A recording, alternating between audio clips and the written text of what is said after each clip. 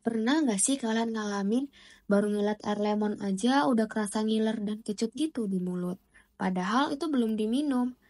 Nah, itu salah satu bentuk dari classical conditioning. Jadi, apa sih classical conditioning itu?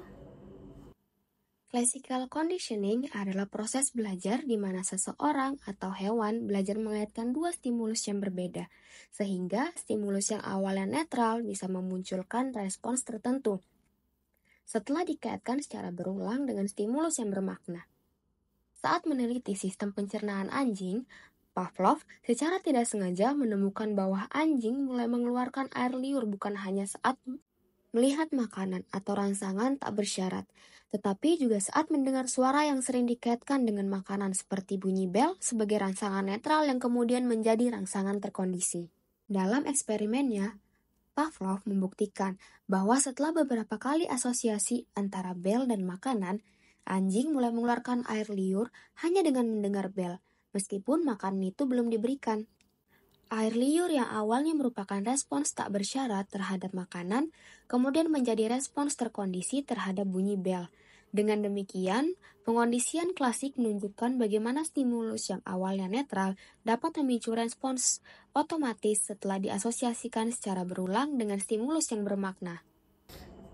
Dalam eksperimen Pavlov, makanan adalah unconditional stimulus atau rangsangan yang tak bersyarat karena secara alami menyebabkan air liur. Air liur adalah unconditional response. Bel awalnya netral stimulus atau rangsangan netral karena tidak menyebabkan air liur.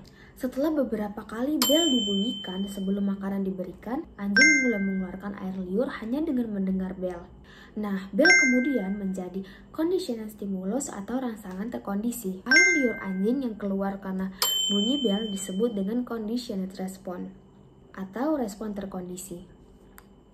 Contoh dalam kehidupan sehari-hari kita, ini pasti semua mahasiswa pernah rasain. Ada rasa panik pas lihat notif dosen di grup kelas. Notif WA awalnya hanya stimulus netral, namun karena sering digunakan dosen untuk mengumumkan tugas dadakan, maka mahasiswa pasti merasa panik setelah melihat notifikasi itu masuk di grup kelas. Bahkan tanpa kita baca isi pesannya, tubuh bisa langsung merasa tegang ataupun stres. Notifikasi jadi stimulus terkondisi, sedangkan rasa panik menjadi respons terkondisi.